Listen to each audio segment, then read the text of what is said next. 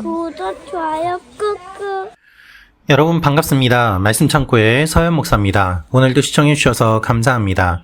여러분의 구독과 좋아요, 알람 설정으로 저의 채널을 응원해 주세요. 항상 함께 해주셔서 감사합니다. 이제 12월이 되었습니다. 12월에는 예수님께서 이 땅에 오신 성탄절이 있습니다. 오늘부터 우리가 대강절이 시작이 되는데요. 주님 오신 성탄을 기다리는 가운데 요한계시록 말씀을 묵상하게 하시는 것이 큰 의미가 있다고 생각합니다. 이 땅에 오시겠다고 말씀하신 주님께서 실제로 이 땅에 오신 날이 성탄입니다. 그리고 주님께서는 이 땅에 다시 오신다고 말씀하셨습니다.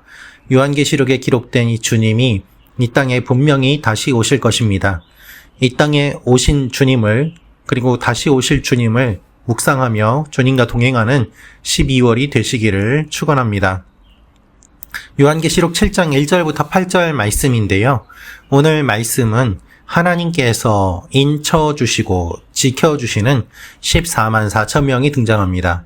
이들은 누구일까요? 오늘 이 말씀을 통하여서 우리에게 주시는 하나님의 마음을 함께 묵상해 보기 원합니다.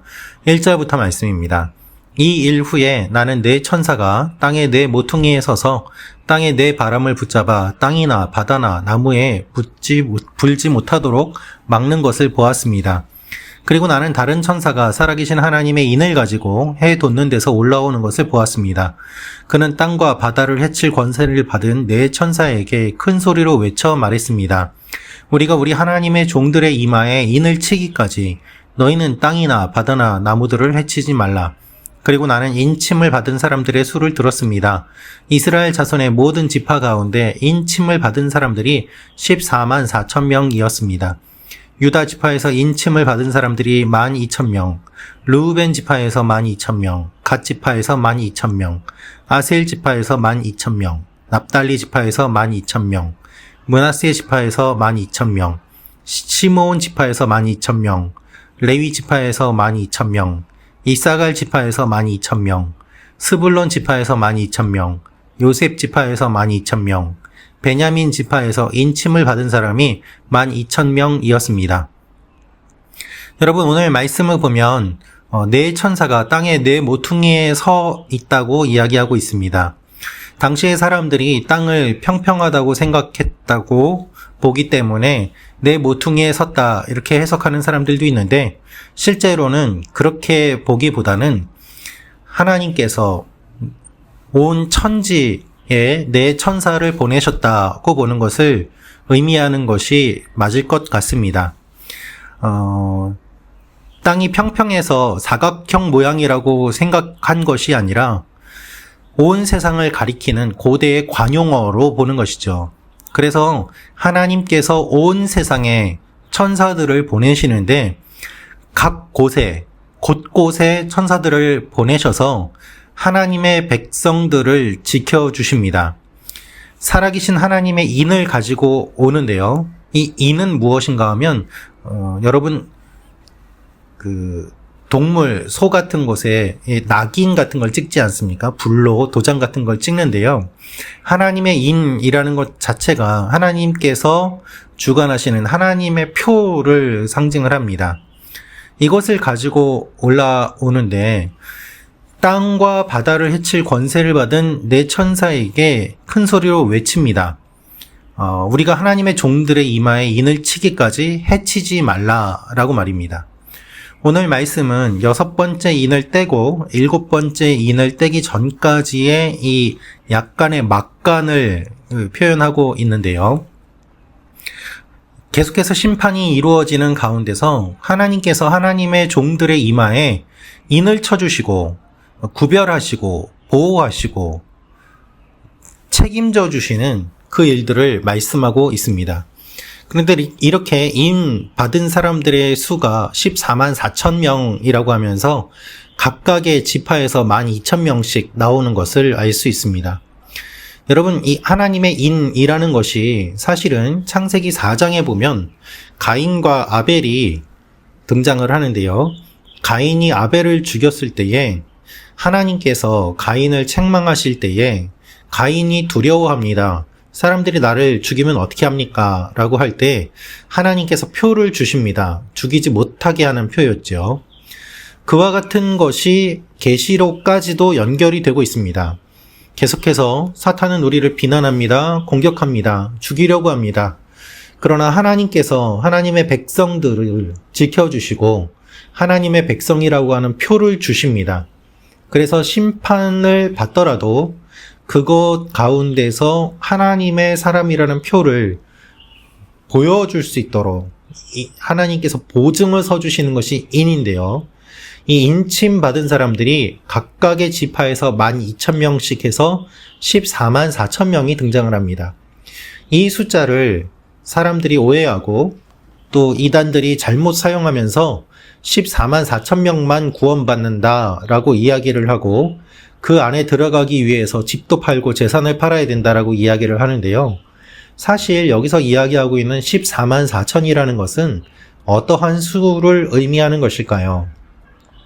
성경에서 12라는 수는 완전수를 의미합니다. 그래서 주님께서는 12 아들을 통해서 12 지파를 만드시고 이 12 제자를 부르시고 12 장로가 등장하고 하는 것들이 나오게 되죠.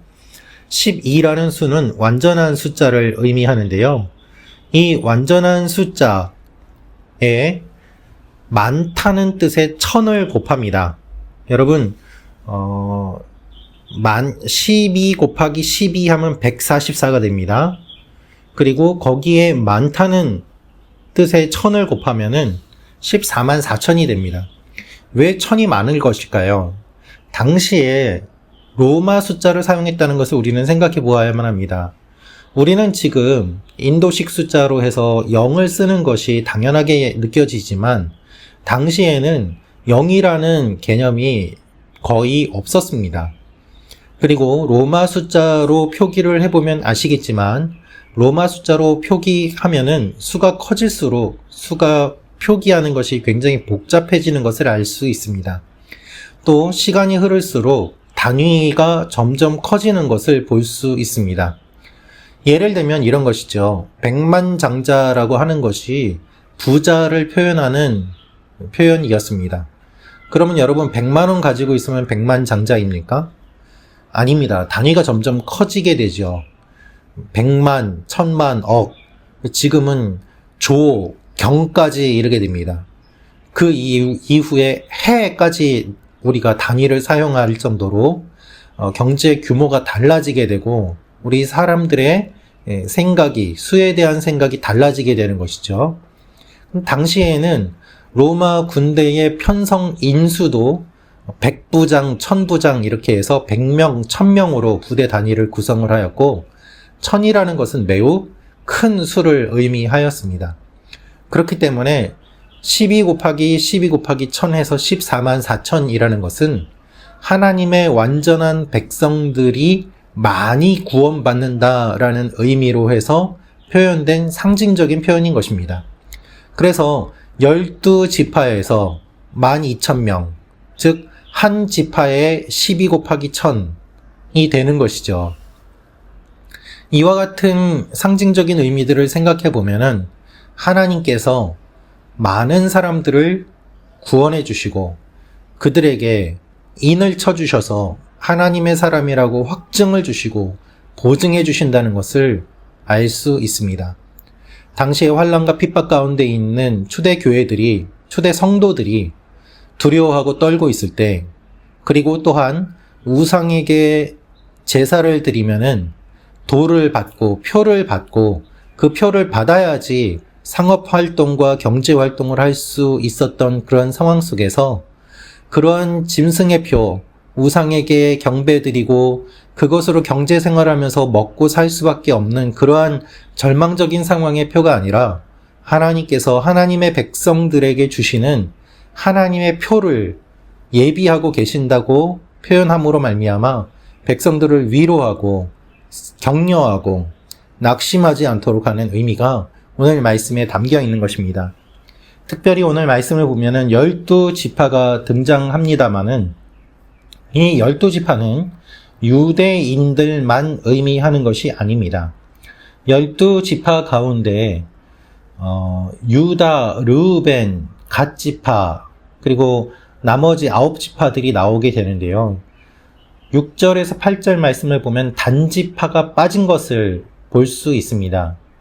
그 이유는 사사기 18장 30절 말씀을 보면 단지파가 우상 숭배의 죄를 범했기 때문으로 보입니다. 그럼 단지파가 빠졌기 때문에 한 지파가 비지 않습니까? 그럼 단지파 대신에 므낫세 지파와 요셉 지파가 들어가게 됩니다. 요셉의 두 아들인 므낫세와 에브라임이 포함이 되면서 에브라임이 제외된 이유는 단과 같이 이 지파도 우상 숭배에 깊이 연루되었기 때문으로 보이는데요.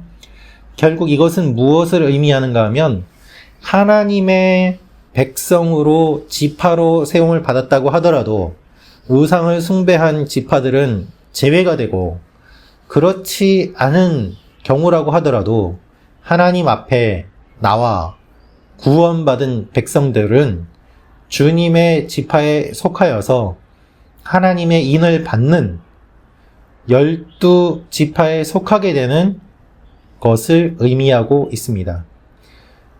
노령의 사도 요한이 이렇게 묘사하는 이유가 무엇인가 하면 이스라엘이든 교회든 주님이 택하시고 보호하시는 그분의 백성이고 믿음으로 구원을 받는 것이고 혈통으로 유대인이라고 주장한다고 하더라도 믿음에서 벗어날 수 있음을 알려주는 것이죠.